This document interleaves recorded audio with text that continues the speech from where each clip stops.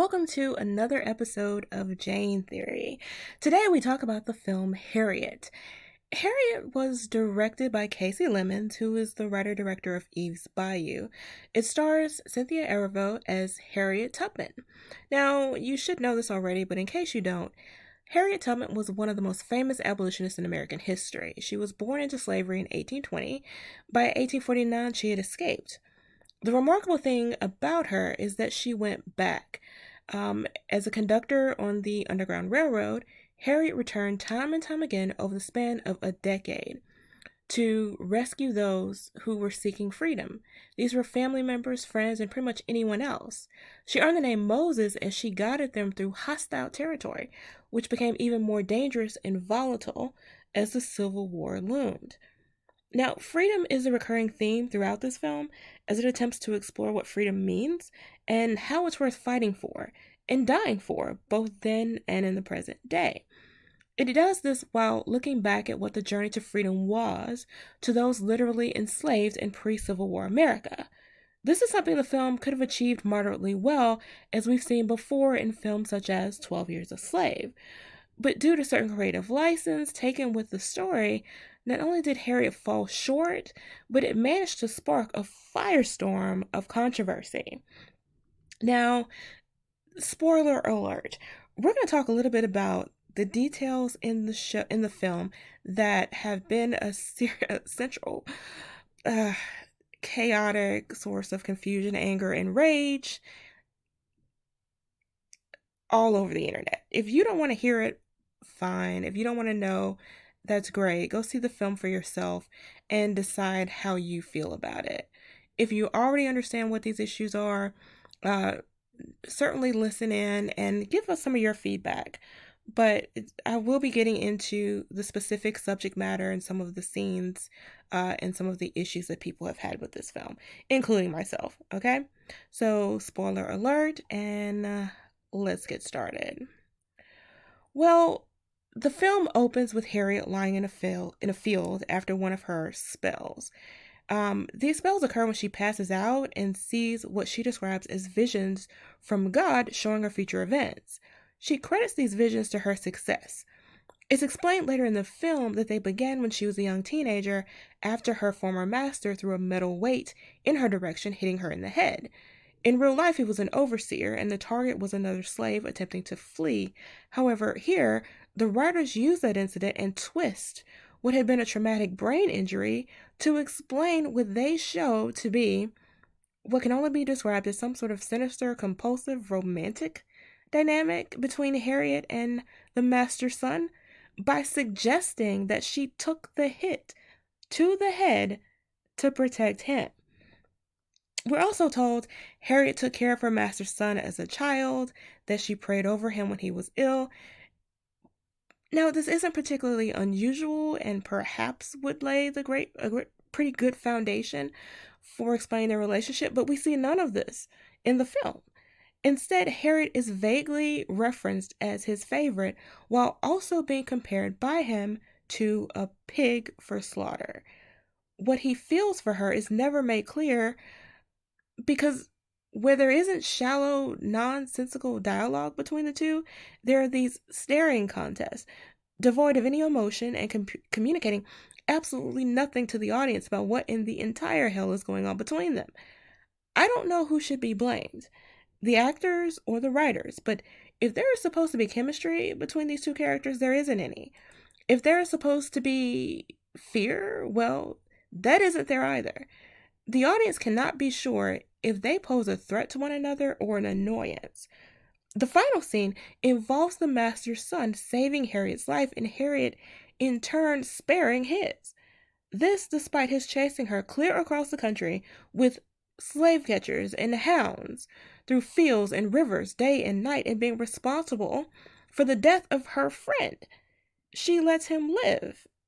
And the audience is without any satisfying explanation as to why. Just some kumbaya speech about how he'll get his in the end. And this is supposed to be some prophetic reference to the Civil War, but she not only leaves him behind, she leaves him with his weapons that he could easily have turned on her. But then again, looking back at it, why would she kill him? What the film does incredibly poorly is portraying the circumstances that motivated Harriet and the others to flee slavery in the first place. So, what do I mean by that? Well, the most critical decision we see the enslaved characters make in this film is when to run. The first character we see do this is Harriet, yet it's so abrupt. There's no hesitation, we're provided no backstory or explanation. We know little about how she came to the decision. What she knows of the Underground Railroad network is just completely absent, and what she's going to do, where she's going, what her plan is, we're told absolutely nothing. Now, we are shown later that she's been strong willed, brave, faithful, fearless, and impulsive since she was a child. But at this point in the story, we have no idea about any of this. Her decisions make absolutely no sense.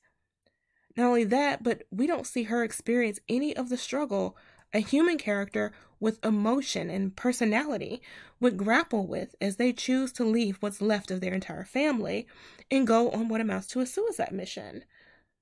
Other characters, including her sister and brother, are written slightly better in this regard, in that they at least demonstrate the painful complexity of staying versus leaving their families behind. The film treats superficially the most important decision an enslaved person would make in their lifetime. And what's worse, because the story lacks context on the slave condition, you, the viewer, don't know what it is they're running from, aside from a slap or two, a forced choke, some rude remarks, and bruises shown later in the film. There's virtually no brutality or backbreaking work. We know the slaves desire freedom, but we aren't shown freedom from what? It's like a slave movie without the slavery. And let's not even get on the slave catchers. Look, shoehorned in the place of actual slave violence was something altogether more bizarre. An entirely fictional character by the name of Bigger Long, a black slave catcher who, and get this part, towers over and intimidates the white characters because he's big and black, okay? Nothing more, nothing less. He greedily demands an unequal share of the reward because he's so much better at catching slaves than the rest. He disrespects white women in their presence and gets away with it at a time when black men are literally getting beaten and murdered for looking white people in the eyes. He murders one black woman by beating and stomping her to death and attempts to murder Harriet. He's only stopped thanks to the generosity, love, and infatuation, we don't know why, of the slave owner's son. Not only is this the worst character in the film, it's probably the worst character in the genre. I mean, I can't even imagine the writers sitting around a table saying to one another, you know what the slave story needs? And then coming up with an entirely, wholly made up black villain. One who, by the way, is so skilled, he can teleport across the countryside to the exact location of the runaways, no matter how far ahead or apart they seem to be. Seriously, there is no sense of direction, time, or distance in this film. The white catchers, their Native American dog handler, who has no lines, mind you, led by the magic Negro, appear out of thin air, ahead of the runaways at every turn. This film somehow manages to make the black man the central supernatural threat in the slave narrative, and it doesn't stop there. The portrayal of the white characters in, I remind you, a slave film is equally comically deceitful. Unlike Bigger, the white catchers are bumbling idiots. There's this one scene where they're even tricked into believing that a light brown-skinned biracial girl is the son of one of the white men in their community. This is someone they know, one of their neighbors. And they don't know he doesn't have a son, and they are blind, apparently. This is never explained. They don't even have the decency to cast a white presenting actress in the role. Then there's the master's wife, who at one point seems to be slowly losing her mind in one scene because she might have to sell the farm and become poor. But just when you think there might be some sort of consequence to treating people like property, she's on her feet giving this rousing speech about how she's a victim too. And mind you, this is said repeatedly as Harriet is depicted terrorizing the family's youngest children. She literally she shoots at the children. Look, there isn't much violence in this film, but the worst of it is perpetrated by black people. And literally, all the white characters in the film, all of the other ones who weren't slave catchers, are staunch, unflinching allies. The audacity of this film is truly amazing. I mean, it really is. So, look, going into this film, I was excited. Controversy aside, Harriet's story is inspiring. It's worthy of a character study, but I left the theater disappointed. Not only was the story removed from reality in many respects, it seemed twisted beyond recognition to make slavery and slave owners palatable to a wider audience. As a film, it wasn't even particularly visually appealing. The cinematography was as tired as the script, scene transitions were jarring, and the score was decent at best. Most disheartening is that in the attempt to make Harriet into some kind of superhero with, and I quote, spidey sense, the writers and directors of this film dehumanize her beyond recognition. They portray her as a rebellious thing in this cat and mouse game with what we're supposed to believe is, I don't know, an abusive ex. I hate that they managed to credit Harriet's very freedom and her ability to free others, her success in life, to the virtue arising from her playing Captain Save-A-Master, something which proved a detriment not only to her physical safety and mental health, but to her very life. And then to not depict the violent nature of the institution of slavery, in my opinion, it minimizes the danger Harriet and other runaways faced and omits the very purpose propelling them along their journey to freedom.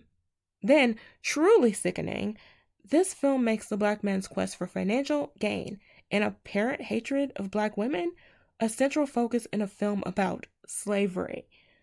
Obviously, not every film is going to be historically accurate, most aren't, but the changes from fact to fiction in this film spin a false, revisionist narrative that it can only be described as escapist from reality, one contrary to everything we know slavery was. If I had to rate this film, it would be 0 stars. It really, I just cannot. Anyway, that's my review. Thank you guys for watching. Don't forget to subscribe, and we'll be back next week. See you then.